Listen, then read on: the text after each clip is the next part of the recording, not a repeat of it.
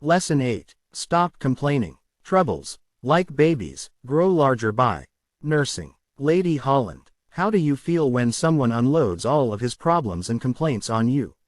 Not very uplifting and energizing, is it? The truth is, nobody likes to be around a complainer, except, perhaps, other complainers. Of course, all of us complain at one time or another. The important question is, how often do you complain? If you're wondering whether you complain too much, simply ask your friends, relatives or coworkers. They'll let you know. Now, when I say complain, I'm not talking about those instances when you discuss your problems in an attempt to search for solutions. That's constructive and commendable, and I'm not referring to those occasions when you share your life experiences, including disappointments, with friends or relatives in the context of bringing them up to date on the latest developments in your life. After all, part of being human is sharing our experiences and supporting each other. Nobody wants to hear about your aches and pains. Maybe a few examples will give you a better idea about the kind of complaining that's counterproductive. One of the most common areas of complaint is the subject of illness. In this category are comments such as, "My back is killing me," or, "I have a terrible sinus headache." Worse yet, some people get very graphic in explaining the gory details of their particular ailment, such as, "I had this green stuff oozing out of my," and doesn't it just make your day when your coworker tells you that he or she is nauseous? Let's face it, what can I possibly do for you if you have a stomach ache? I'm not a physician. Go to a doctor if you have a medical problem. More importantly, why are you telling me this? You might want sympathy, but all you're doing is dragging me down and reinforcing your own suffering. Talking about pain and discomfort will only bring you more of the same, and encourage those around you to look for the exits. When it comes to complaints about illness, the principle of escalation usually rears its ugly head. Here's how it works. You tell your friend about the agony you went through with the flu. Your friend interrupts and says, "You think you had it bad. When I had the flu, I had a 104-degree fever and had to be rushed to the hospital. I almost died." Or, tell someone that your back or foot hurts, and count how many seconds it takes for that person to switch the conversation to his or her own back pain and aching feet. Complainers love to play this game. Their pain is always worse than yours. Self-pity is an acid which eats holes in happiness. Earl Nightingale. Don't let it rain on your parade. Another favorite complaint area is the weather. It starts to rain and people say, "What a lousy, miserable day. Why does some moisture from the heavens make it a lousy day?" When someone makes that remark to me, I respond, "It's wet out, but it's a great day." By associating rain with lousy day, you're programming yourself in a negative way. Furthermore, your complaints about the weather won't change the conditions. It simply makes no sense to get upset about things over which you have no control, and which have no significant impact on your life. Finally, there are the petty complaints, such as, "The waiter didn't come over to take my order for 5 minutes," or, "John got an office with a larger window than I have." Life presents too many difficult challenges for us to get bogged down with silly things like that.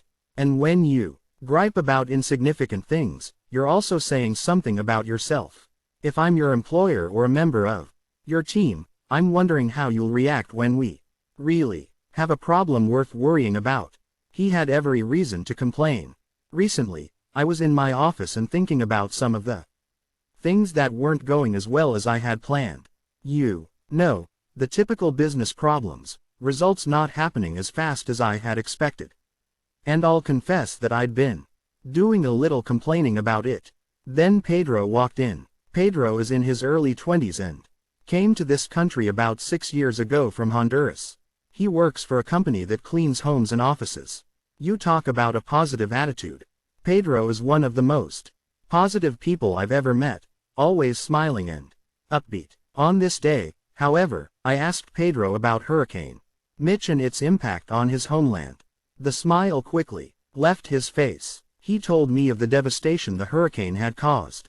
Thousands of people had died. More than a million people were left homeless. Pedro said that his father, mother and brother still lived in Honduras, and he had no idea if they were dead or alive.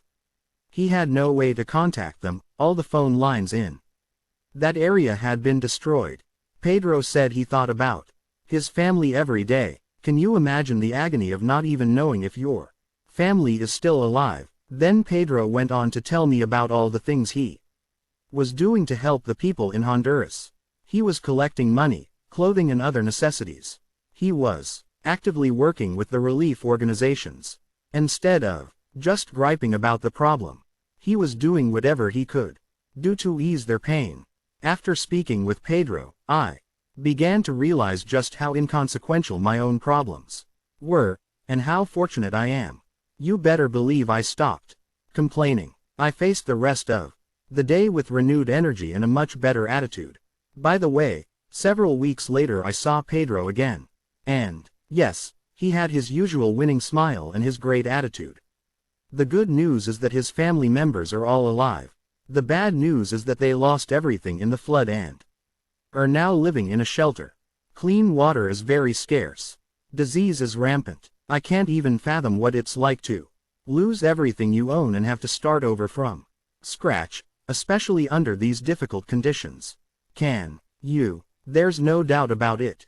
Pedro has every reason to whine about his family's bad luck. But he doesn't. He realizes that complaining would be a terrible waste of his time and energy. Thank you, Pedro, for reminding all of us that complaining is not the answer to our challenges in life. The secret of happiness is to count your blessings while others are adding up their troubles. William Penn. Putting things in perspective. There's another valuable lesson that we can learn from Pedro, and that's the importance of keeping things in perspective. Over the years, I've noticed that complainers lack perspective. They tend to blow their problems way out of proportion. Optimistic people with great attitudes, tend to have a sense of what's truly important in life. The dictionary defines perspective as the capacity to view things in their true relation or relative importance. Think about the people you know. Do you have any friends who get bent out of shape because they got a flat tire? And how about those who sever ties with close family members because of a dispute over the seating arrangements at a wedding? It's clear these folks have lost sight of the relative importance of things.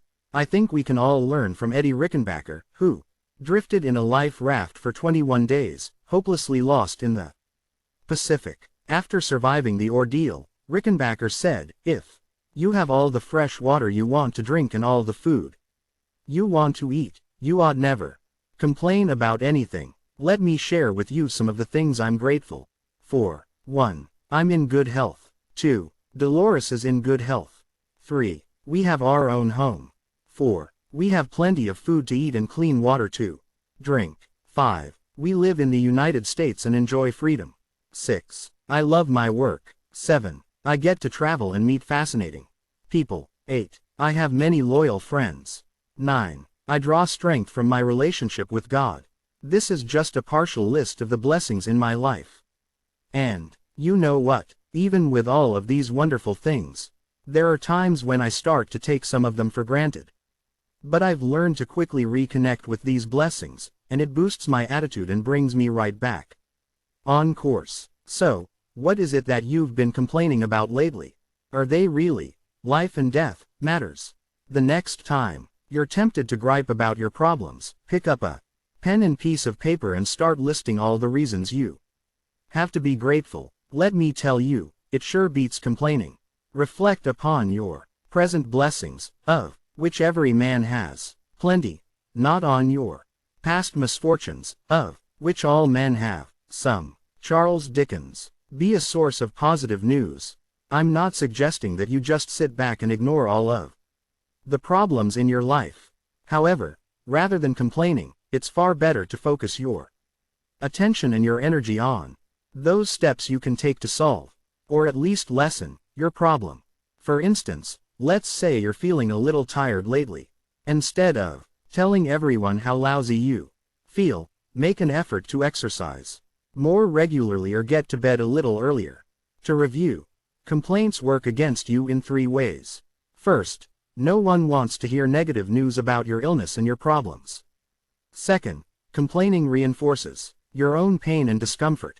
So why keep replaying painful, negative memories? Third, complaining, by itself, accomplishes nothing and diverts you from the constructive actions you could be taking to improve your situation. It's been said that 90% of the people don't care about your problems, and the other 10% are glad you have them. Seriously though, all of us can cut down on our complaining. From now on, let's do ourselves and others a favor and make our conversations uplifting. The people who don't complain very much and those who speak positively are a joy to be around. Decide to join that group, so people won't have to cross the street when they see you coming. If you all wrapped up in yourself, you overdressed. Kate Halverson. We will meet in the next video. Until then, take care. Please like, share and subscribe to this channel and give your reviews in the comment box.